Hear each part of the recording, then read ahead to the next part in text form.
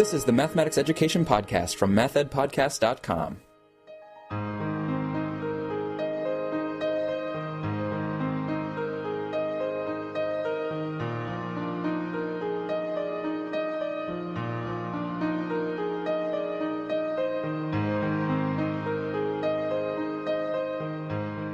Welcome to the Math Ed Podcast. I'm your host, Sam Otten from the University of Missouri, and today I am joined by Marta Kobiela, who's an assistant professor in the Department of Integrated Studies and Education at McGill University, which is actually up in Canada. We've had some Canadian guests before. Glad to have another one here.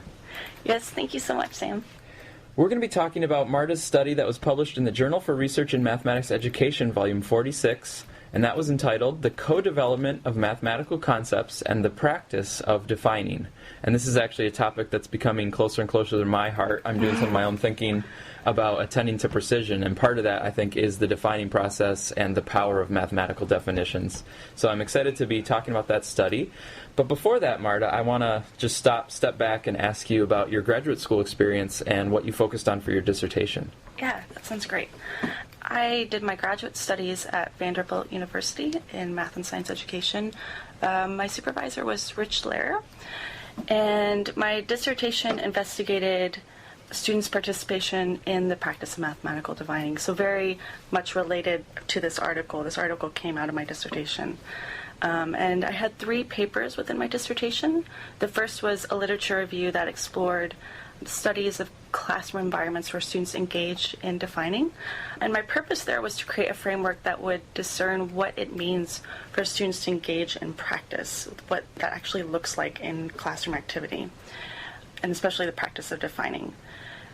The second 2 papers in my dissertation were focused on what happened in one 6th grade classroom that was exploring mathematical definitions and engaging in defining in the context of geometry. The first of those 2 papers focused on how that practice was initiated within the classroom, and then the other paper focused on looking over a longer period of time to get a sense of how the practice developed, and in particular how it developed in relation to the communal understanding of concepts. And I was especially interested in how do we actually have the practice kind of support the initiation of new ideas, and how do those new ideas then affect how that practice can change and develop. That last paper is really what the JRME paper became. Okay. Yeah, the 3-article format for the dissertation I feel like is becoming more and more popular in math education. Yeah, I really enjoyed that format. Mm-hmm. And it seems like it has successfully led to spinning it off into an article, obviously, in JRME, so that's a good accomplishment itself. Yeah, it's a format as I'm mentoring my own grad students now, I've been kind of encouraging people to go that route because it is a nice way to learn how to write in the genre of an article. So. Mm-hmm. To focus your dissertation on this topic of defining, you must have had some strong motivation, so I wonder where it was, if you go back before your dissertation, what was it that really lit the fire for you to study defining? Yeah, so my interest in defining really started with a more general interest in mathematical practices, and this was personally came about from my own experiences as a learner of mathematics. I enjoyed mathematics in primary and secondary school, and then when I went to university and studied math, I was shocked at how different the nature of mathematics was as a math major and as somebody who had a chance to engage in some mathematical research in university. And I found that huge contrast really upsetting and frustrating. It made me want to think about how we could better align what happens in classrooms in the primary and secondary level to the actual discipline of mathematics. So I guess my broader interest is that in mathematical practices. Your experience seems to really resonate with my own, because I also have this interest in mathematical practices, and it kind of stems from a lot of the same things that you just talked about. Because for me, I started in math education to become a teacher, but then I actually veered off for a couple years to do mathematical research, and that has really inspired me for years now to look at the mathematical practices because of just the things you were saying. And you mentioned the kind of gap between the mathematical practices in the discipline, but then how students experience it in school mathematics. And defining seems like one where there's a particularly large gap, because Yes. in the mathematics discipline, defining is really tied up in your reasoning and in the things that you're claiming. And if you have a claim, you might define a term to match what it is that you're claiming, and there's kind of a dialogue between those. Where in school, a lot of times it's just definitions are handed to the students. Here they are in the book, learn them, and keep Right. going.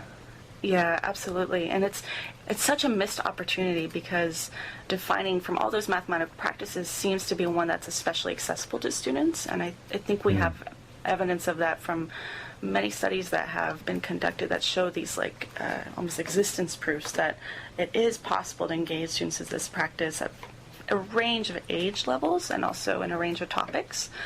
And it just, because it's such a foundational mathematical practice, it seems like a great starting point for students, which also is part of my motivation for focusing on this. The other thing that led me to focus particularly on definition rather than other practices was that when I entered grad school, I had the opportunity to work with my advisor, Rich, in a classroom that he worked closely in. He came in as the visiting instructor. This was a 6th grade classroom I eventually studied, but his focus was on engaging the students in different mathematical practices, and defining happened to be one of them. So I had the opportunity there to focus in, because of that experience, to really zoom in there. So now that you have this motivation and you have the opportunity through Dr. Lehrer's work there, what were some of the ideas from past research in math education that have then informed the way that you took advantage of this opportunity?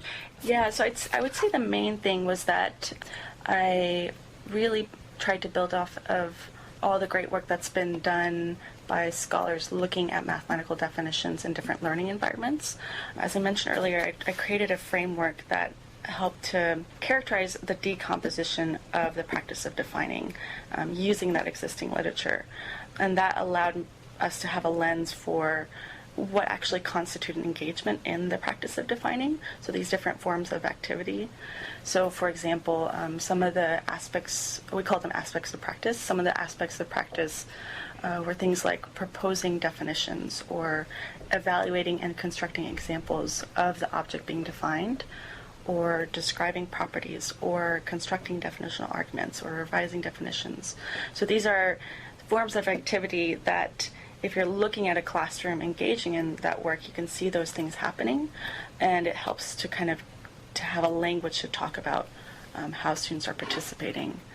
So the literature in mathematical definition was really pivotal in helping me think about my own work. And to help create that framework, I also drew heavily from work in philosophy of mathematics, especially Imre Lakatosh's book Proofs and Refutations, to think about, when I'm looking at the studies about mathematical definition, what would I then count as engaging in the practice? So that kind of served as my lens for creating the framework.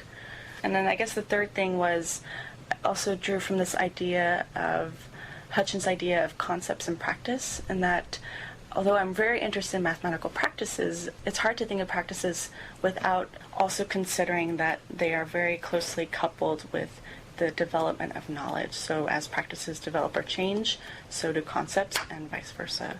So that was an important kind of way of thinking that guided how I approached the work. Mm-hmm.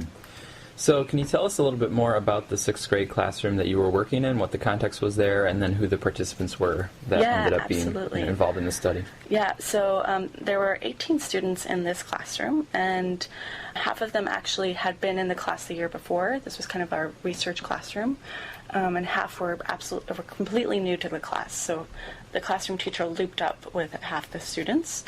They worked for the first week or so on a connected mathematics unit on polygons. And so Rich came in to just have a conversation with the students that second week of school or so, just to hear how they were thinking about polygons. And he started out very innocently by asking the question, what is a polygon? And that spurred into really interesting conversation, and then he ended up staying for the entire school year working with them in mathematics, even though that wasn't initially the intention. Oh, wow. Yeah, so it was really great. And we worked with the students, so I came in also as an RA at that point, and we worked with the students twice a week throughout the school year, and the work in geometry lasted from about end of August through February. For the paper, I drew heavily from video records, mostly of whole group activity, although we did have a couple of small group focal groups that I drew from later. But I focused on the whole group activity because I was interested in how practice and concepts would co-develop in this kind of communal environment through their interactions. So that was ideal for me. Mm-hmm. Yeah, and then I guess from there, we had a lot of data, so then we had to decide how much to take and what to look at. So I parsed that video data into what we call definitional episodes, which were basically segments of whole group discussion where there was some kind of discussion about definitions. And I selected 16 of those definitional episodes that came from 4 different points of time. And I chose those because they were similar enough in the kind of discussion. So in all of them, there was this open-ended discussion about an object.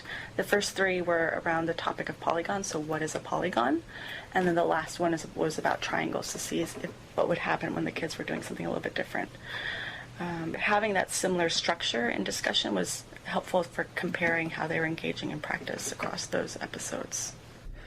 My guest is Marta Kobiela from McGill University. So I'm very curious, especially because I'm also interested in this defining practice and mathematical practices in general.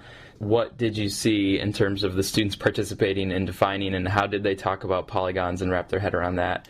And then what role did you see the teacher playing in kind of spurring those defining practices? Initially, what we found really interesting was that we could see that the students had immediate access into participating in these different aspects of practice. And in fact, even on that first day of instruction, they collectively participated in all of the different, we had 8 aspects of practice, so all 8 aspects of practice. And the teacher played a really important role in initiating that entry point, especially in 2 ways. First, he did what we call requested that they participate in aspects of practice. So he would ask questions or make requests that in ways that encourage them to engage in an aspect of practice. So for example, even the question, what is a polygon, was really important for inviting them to propose definitions of polygon. Or as another example, when students brought up the idea of circle, he asked them a question like, is a circle a polygon? And that allowed them to participate in the aspect of practice of reasoning about systematic relations. So these kinds of, the way he oriented his questions that allowed for these forms of participation seemed really important for immediate access. Mm-hmm. And he also asked questions in ways that helped to expand the mathematical system. So what I mean by that is that his questions encouraged relations between different objects or thinking about new objects that were related. So, for example, whenever students introduced a new object, often he would ask them to then define that object. So when quadrilateral came up, he asked them, well, what the heck is a quadrilateral? So it encouraged them to really start to develop this kind of systematic understanding of the concepts. So those 2 things seemed really important for their immediate access. But what was interesting was later, in order to kind of provoke the introduction of new ideas, he did something that was especially important, what we call introducing monsters. And we borrowed the term monsters from Lakatos. And these are examples that fit the student's definition, but are counter to what the students would imagine that object to look like. So a really nice example was when, around day 4, their definition of polygon was sides and angles, and it kind of wasn't, they weren't adding anything new. So then Rich said, okay, so your definition is sides and angles, and then he said, so this must be a polygon, and he drew what looks like a zigzag on the board, and immediately the students were very upset because that couldn't possibly be a polygon, and so they were saying things like, that's not a polygon. And Rich stood his ground and said, well, no, of course it's a polygon, it has sides and angles, see, these are the sides, these are the angles. And so eventually one of the students said, well, no, they have to be connected. So that monster helped provoke the introduction of a new idea that the students may have not articulated before, or may have not seen the need to articulate before. So that was really important. And then the other 2 things that he did that really influenced the shift of the students' participation was that he modeled, as he was interacting with them, he was modeling these different aspects of practice. So And he did so in ways that helped to encourage the systematic development of concepts. And he also did a lot of talk around what it means to engage in defining, and also like why we engage in defining. So he would kind of say these messages early on about, how the definition should help us distinguish between what we know a polygon is and a caret, for example, so that it can help us make sense of what that object is. And then the other thing, and he also helped to articulate different rules for what it means to engage in defining. So, for example, he asked them when they, at some point, say around day 6, they had defined what an object that had a certain property in it. And he said, so once we've decided on this, we don't have to articulate that anymore. We can assume it's true. And what was interesting that we saw later on day 26, that when a similar issue came up when they were defining triangles, one of the students then articulated that same idea to the other students and said, well, we don't need to say this because we've already assumed it to be true. So in that case, it was sides. We don't have to say sides have to be straight because we've already defined sides to be straight. So we found really interesting that this modeling and this the setting of expectations seemed to then influence how the students' authority and how they took on a greater role in actually doing the work that the teacher had been doing early on. And we could see that really nicely in the small group interaction on day 26 and later on in the course of the instruction. Mm-hmm. I mean, to me, that's such a stark difference between handing the students a definition, but to actually explore the monsters and have this dialogue between a working definition and the monster, and then revising the working definition, and then maybe looking for another monster. Like, to me, that really seems to connect back to what you talked about, trying to reduce the gap between mathematical processes in the discipline and then what students get to experience. And then it's not only to try to have sixth graders do what mathematicians do, but I think it also pays off for the sixth graders learning of the content that they need to learn in sixth grade. Absolutely. I mean, I think we have as a math ed community, we know how important it is for students to have opportunities to make sense of mathematics, and those kinds of opportunities really, thinking about monsters, allow for that, because the students knew that it needed to be connected. It's just that they weren't articulating it. So having, prompting them in that way allowed them to make sense of that. Mm-hmm. Yeah, it's really using the process of defining as a sense-making activity so that the definition is not just something to memorize. The definition is actually an encapsulation of all the sense-making that went into it. Absolutely, yeah. Which just seems very powerful. Mm-hmm. Yeah. So, as a very powerful and important practice, and having this rich data that you've written about in JRME, what do you see as next steps, either personally, where are you taking this research next, or do you see some next steps for the field to take up this line of work? Yeah, so for myself, this is really part of a trajectory of work. So I'm actually working right now on another paper that's more focused on the teacher practices, and I'm including some additional data of examples of teachers orchestrating discussions around definitions to try to have a more comprehensive framework for what the teacher's role would be. The other thing I'm also interested is then studying how we can use frameworks like that to help teachers learn to engage students in this sort of practice, because as someone who's tried this out myself, it's quite complex work, and it feels very messy as a teacher. So it's really difficult to know how to respond when, especially because it is a more open-ended kind of discussion. So part of my research interest is to then think about how you can support teachers or pre-service teachers. And we've actually here at McGill have been engaging pre-service teachers in rehearsals of an activity around definitions. This was developed in collaboration with my colleague Annie Savard and my former colleague Kara Jackson, who's now at the University of Washington.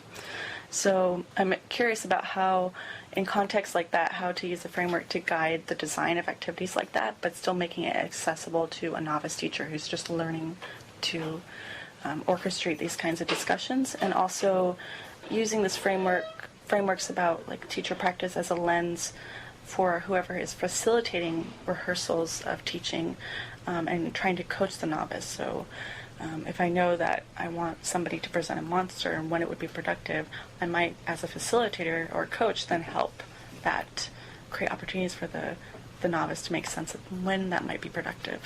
Mm-hmm. Yeah, it does get a lot more complex when you're doing this back and forth and a very involved process rather than just handing them the definition.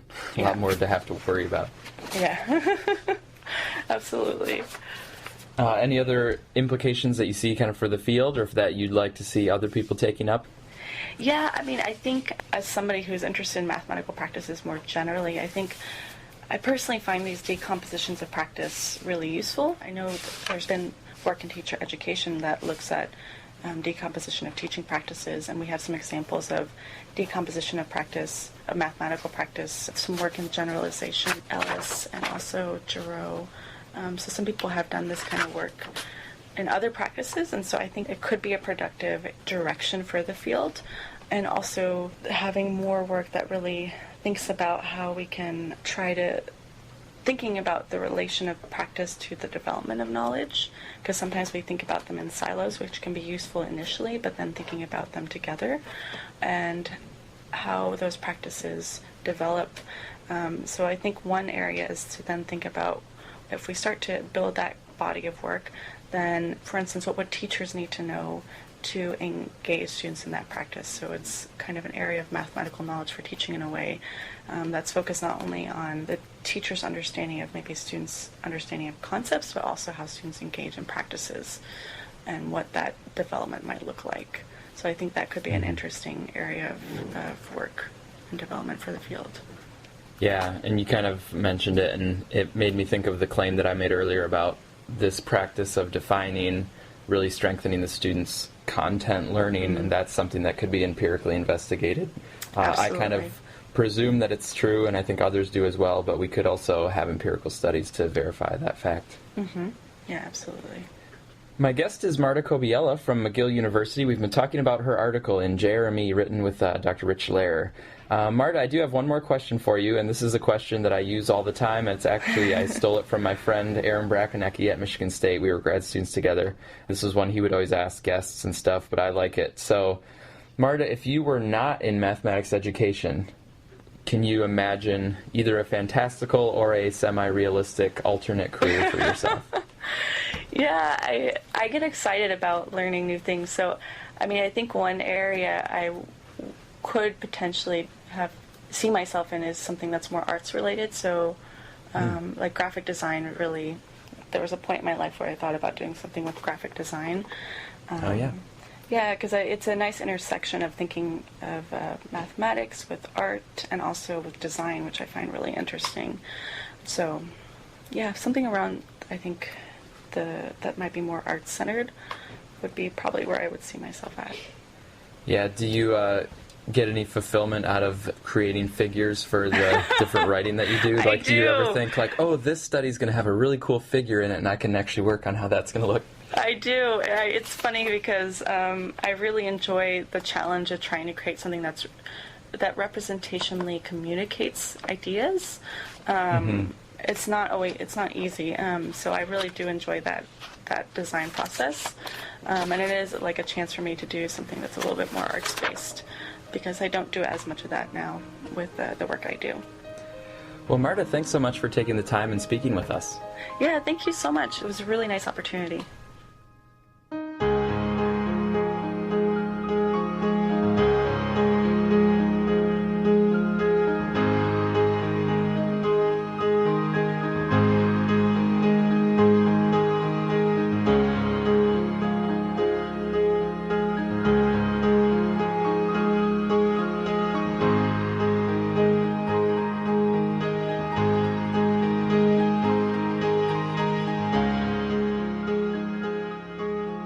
Thank you for listening to this episode of the Math Ed Podcast. If you'd like to support the podcast financially, please use the PayPal donation button at mathedpodcast.com.